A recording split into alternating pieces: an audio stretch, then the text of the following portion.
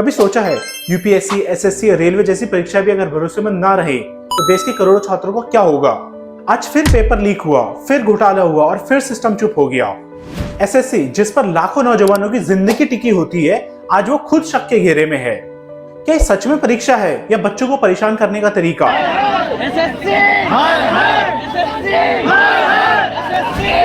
SSC यानी staff selection commission, ये हर साल सीजीएल, सीपीओ, सीएचएल जैसे एग्जाम कंडक्ट करवाते हैं और इसके लिए करोड़ों बच्चे अप्लाई करते हैं।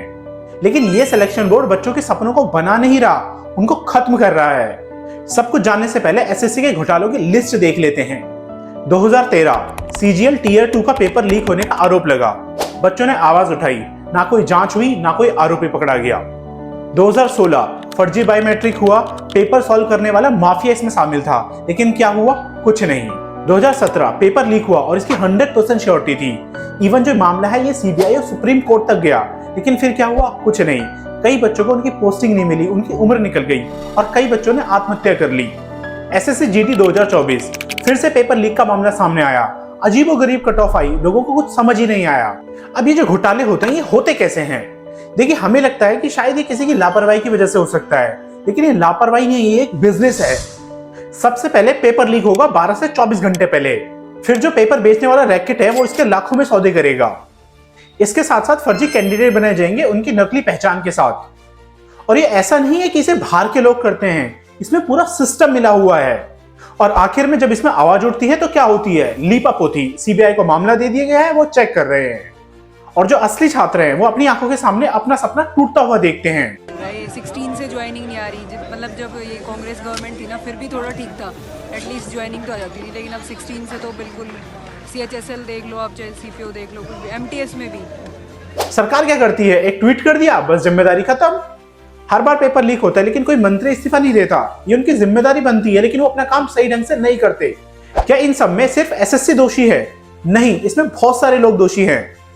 एग्जाम सेंटर, साइबर माफिया और कई बेईमान अधिकारी, और सबसे बड़ी वो चुप्पी जो सरकार की तरफ से आती है। अब इस बार क्या हुआ? गलत मारा जा रहा है सर, गलत मारा जा रहा है सर। जो टीचर्स अपनी बात रखने आए थे उनको उठा करके 13 जुलाई से जो एग्जाम होने थे उसमें एग्जाम अचानक से कैंसिल हो जाते हैं, सर्वर डाउन हो जाते हैं, सिस्टम क्रैश हो जाते हैं। कई स्टूडेंट्स का सेंटर 500 किलोमीटर दूर भेजा जाता है। जब वो वहां पहुंचते हैं तो उन्हें पता चलता है कि एग्जाम तो कैंसिल हो गया है। इतनी कोई व्यवस्था नहीं थी, हम गेट के बाहर खड़े थे। फिर जैसे ही एंट्री शुरू करी, हम लोगों ने अंदर जाना शुरू किया। हमारे सबसे पहले मैं ही थी आगे, मैंने अपना एडमिट कार्ड दिया और इसके ऊपर देखिए, आप लोग खुद देखिए इसमें सेंटर नंबर 2 और गेट नंबर 2 लिखा हुआ है। जब उन्होंने मेरी चेकिंग करनी शुरू करी तो उन्होंने कहा कि आपका सेंटर नंबर 1 है और गेट नंबर 2 है और अब आप यहाँ पे पेपर नहीं दे सकते हैं। फिर मैंने, और ये सब इसलिए हुआ क्योंकि इस बार टीसीएस एग्जाम कंडक्ट नहीं करवा रही, इस बार एग्जाम कंडक्ट करवा रही है एडिक्विटी। यहां तक कि यह भी खबर आती है कि कुछ सेंटर्स में बाउंसर ने बच्चों को भी मारा है। जब नीतू मैम, राकेश सर और अभिनय सर जैसे टीचर इसका विरोध करते हैं तो उन पर लाठीचार्ज किया जाता है, उन्हें पुलिस द्वारा गिरफ्तार कर लिया जाता है। उतार दो, 1-2 मिनट के लिए कुछ एक को उतार दो जो बाथरूम जाए फिर बैठ जाए, लेकिन हद है यार बेशर्मी की। और भाई अब बर्दाश्त से बाहर हो गया। अब हमने एक साइड तो देख ली, लेकिन एक साइड स्टूडेंट्स की है और स्पेशली गरीब स्टूडेंट्स की, जो एमपी, बिहार, हरियाणा से दिल्ली में आते हैं सिलेक्शन के लिए और उन्हें पता क्या चलता है कि एग्जाम में स्कैम हो रहा है, एग्जाम कैंसिल हो गया है।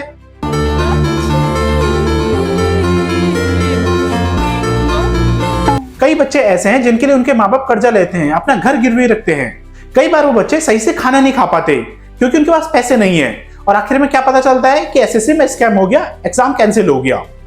जब एक स्टूडेंट इतनी आशा लेकर आता है और उसके साथ ये सब होता है तो वो तैयारी कैसे करेगा?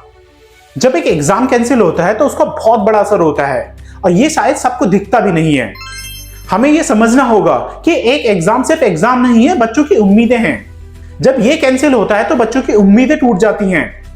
हाथ जोड़कर मेरी रिक्वेस्ट है उन अथॉरिटी से कि इन एग्जाम के लिए प्लीज कुछ कीजिए, इन बच्चों के बारे में सोचिए जो कि गरीब हैं, नहीं कर सकते दोबारा।